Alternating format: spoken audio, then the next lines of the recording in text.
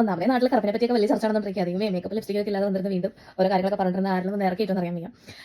ഞാനിന്ന് ഈ വീഡിയോ ആയിട്ട് വന്ന വേറെ ഒന്നല്ല.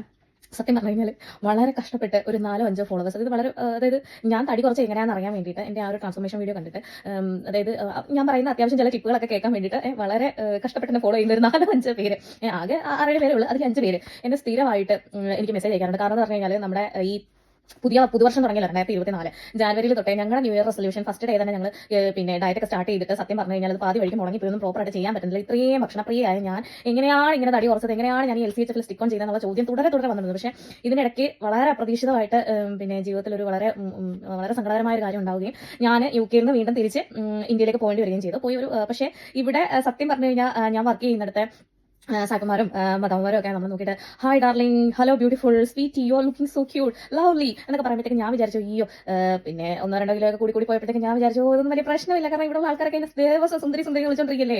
പിന്നെ അതിപ്പോൾ കൂടുതൽ ചിന്തിക്കാനൊന്നുമില്ല. എന്റെ ദൈവമേ, ഞാൻ ഈ സങ്കടകരമായ ഒരു കാര്യത്തിന് വേണ്ടി നാട്ടിൽ ചെന്ന് കഴിഞ്ഞപ്പോഴത്തേക്ക് എന്റെ ദൈവമേ എനിക്ക് കിട്ടിയ പേരുകളെന്നൊക്കെ പറഞ്ഞു കഴിഞ്ഞാൽ നിന്നെ കണ്ടപ്പോൾ അങ്ങ് പേടിച്ചു പോയി. ഇത് എന്തുവാ എന്ത് പടുതിയായി, ഇതെന്തോ ആനയാണോ ചേനയാണോ, ഇത് കണ്ടിട്ട് പേടി വരുന്നല്ലോ. എന്റെ പൊന്നെ, കമന്റുകൾ കൊണ്ട് വയ്യ. സത്യം പറഞ്ഞു കഴിഞ്ഞാൽ അടുത്ത ഫൈറ്റ് പിടിച്ച് നേരെ ഇങ്ങനെ തിരിച്ചു വന്ന് ഈ മദാമ്മമാരുടെ ലവ്ലി ഡാർലിംഗ് ഒക്കെ തന്നെ മതിയെന്ന് ചിന്തിച്ചു പോയി. പിന്നെ അപ്പോൾ ഞാനും വിചാരിച്ചു അങ്ങനെ വിട്ടാൽ പറ്റത്തില്ലല്ലോ. വേറൊന്നുമല്ല, ഈ നാട്ടിൽ പോയപ്പോൾ നാട്ടുകാരുടെ പറച്ചിലോ കാര്യങ്ങളോ മറ്റൊന്നും കേട്ടിട്ടൊന്നുമല്ല. സത്യം പറഞ്ഞു കഴിഞ്ഞാൽ നമ്മുടെ ശരീരം ഫിറ്റാക്കി വെക്കുക, ഹെൽത്തി ആക്കി വെക്കുക എന്നുള്ളത് ഞാൻ പഠിച്ചൊരു, അതായത് ഞാൻ ഓൾറെഡി ഒരു വട്ടം ചെയ്ത ഒരാളാണ്. പക്ഷെ ഒരു വട്ടം അങ്ങനെ ചെയ്ത ഒരാൾക്ക് തീർച്ചയായിട്ടും ഇനി നിങ്ങൾ തടി കൂടിയാലും നിങ്ങൾക്ക് ആ ഒരു ഗിൽറ്റൊന്നും നിങ്ങൾക്ക് വേണ്ട. നിങ്ങൾക്ക് ഉറപ്പായിട്ടും വീണ്ടും തടി കുറയ്ക്കാനുള്ള ഒരു സാഹചര്യം നിങ്ങളുടെ മനസ്സ് തന്നെ പാകപ്പെടും അതിന് വേണ്ടിയിട്ട്. ഒരിക്കലും നിങ്ങൾക്ക് മടി തോന്നില്ല വീണ്ടും ഒന്നും കൂടെ തടി കുറയ്ക്കാൻ വേണ്ടിയിട്ട്. അതുകൊണ്ട് തന്നെ ഞാൻ വീണ്ടും ഒന്ന് റീസ്റ്റാർട്ട് ചെയ്യാമെന്ന് വിചാരിച്ചു.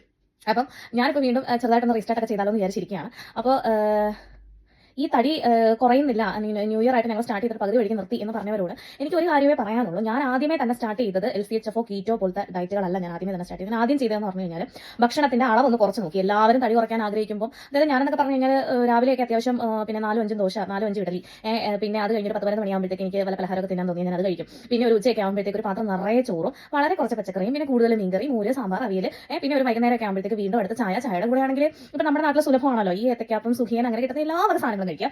പിന്നെ അത് കഴിഞ്ഞ് ചുമ്മാ വെറുതെ ഇരിക്കുമ്പോൾ പുറത്ത് തോന്നി കഴിഞ്ഞാൽ പുറത്ത് പോയി ഒരു ഷവർമ, ഷവായി അങ്ങനെ എന്തെങ്കിലും കഴിക്കാം. പിന്നെ അത് കഴിഞ്ഞ് തിരിച്ചു വരുമ്പോൾ ചില ആൾക്കാർക്കുണ്ട് എന്തൊക്കെ പറഞ്ഞാലും വീട്ടിൽ തിരിച്ചു വന്ന രാത്രി ആകുമ്പോഴത്തേക്ക് ഒരു പിടി ചോറ് കഴിക്കാതെ നോക്കാൻ പറ്റില്ല. ഞാൻ ആ കാറ്റഗറി പെട്ട ആളാണ്. അപ്പോൾ ഇങ്ങനെയൊക്കെ കഴിച്ചുകൊണ്ടിരുന്ന ഒരാളോട് പെട്ടെന്ന് ഒരു സുപ്രഭാതം ഈ ഡയറ്റ് ഒക്കെ തുടങ്ങാൻ പോകുന്ന പറയുമ്പോൾ, അപ്പോൾ എന്നെ സംബന്ധിച്ചിടത്തോളം ഞാൻ വളരെ എന്താ ചെയ്യുക, ഭക്ഷണം ആദ്യം നിയന്ത്രിക്കാൻ എന്ന് ചിന്തിച്ച ഒരാളാണ്. അപ്പോൾ ഞാൻ എന്ത് ചെയ്തു, രാവിലത്തെ എൻ്റെ 5 ഇഡലിയെ ഞാനൊരു 2 ഇഡലി അല്ലെങ്കിൽ ഒരു 3 ഇഡലിയാക്കി അങ്ങനെ വളരെ മിതമായ അളവിൽ കഴിച്ചു തുടങ്ങി. പക്ഷേ എനിക്ക് കാര്യമായിട്ട് എൻ്റെ ശരീരത്തിൽ, അതായത് ഞാൻ ഏകദേശം ആ ഒരു ഡയറ്റിന് ഞാനൊരു 3 മാസം കൊടുത്തു. അപ്പോൾ ഒരു 3 മാസം വരെ എത്ര റിസൾട്ട് വരാം എൻ്റെ ശരീരത്തിന് എന്നുള്ളത് നമ്മൾ മനസ്സിലാക്കിയതിനെ. പിന്നെ അതിനുശേഷം ഞാൻ ചെയ്തതാണ് കാലറി ഡെഫിസിറ്റ് ഡയറ്റ് എന്ന് പറയുന്നത്. അതായത് ഞാൻ അതിനെപ്പറ്റി നന്നായിട്ട് പഠിച്ചു. അപ്പോൾ ആ കാലറി ഡെഫിസിറ്റിലേക്ക് പോയി. ഈ കാലറി ഡെഫിസിറ്റിലേക്ക് പോയി എന്ന് പറഞ്ഞാൽ ഞാൻ കഴിച്ചുകൊണ്ടിരുന്ന ഒരു എത്ര കാലറി ആണെന്ന് ഞാൻ ആദ്യം കാൽക്കുലേറ്റ് ചെയ്തു.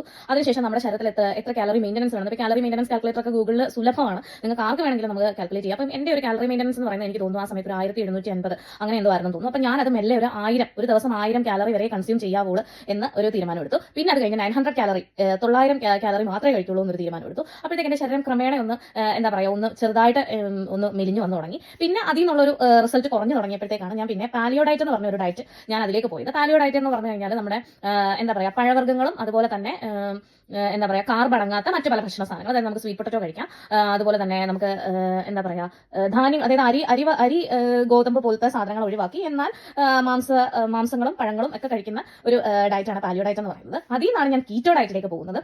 കീറ്റോ ഡയറ്റിലേക്ക് പോയി കഴിഞ്ഞതിന് ശേഷമാണ് ഞാൻ പഴങ്ങൾ പൂർണ്ണമായിട്ട് അതിനകത്ത് ഒഴിവാക്കണം. എന്ന് വെച്ചാൽ മധുരമുള്ള പഴങ്ങളും അതുപോലെ മണ്ണിനടിയിലേക്ക് വളരുന്ന പച്ചക്കറികളും ഒഴിവാക്കിക്കൊണ്ട് നമുക്ക് ചെയ്യാൻ പറ്റുന്ന ഒരു ഡയറ്റാണ് കീറ്റോ ഡയറ്റ് എന്ന് പറയുന്നത്. അതിനുശേഷമാണ് ഞാൻ ചെയ്യുന്നത് പിന്നെ LCHF low carb high fat എന്ന് പറയുന്ന ഒരു ഡയറ്റ് പ്ലാൻ എന്ന് പറയുന്നത്. അതെന്ന് പറയുന്നത് കീറ്റോ ഡയറ്റിനോട് വളരെ സാമ്യമുള്ളതാണ്. പക്ഷേ കീറ്റോ ഡയറ്റിന്റെ ഒരു റെസ്ട്രിക്റ്റഡ് വേർഷനാണ് LCHF എന്ന് വേണം പറയാനായിട്ട്. അങ്ങനെ low carb high fat diet ആയിരുന്നു ശരിക്കും പറഞ്ഞാൽ എൻ്റെ ബോഡിക്ക് ഏറ്റവും അനുയോജ്യമായതെന്ന് തോന്നി.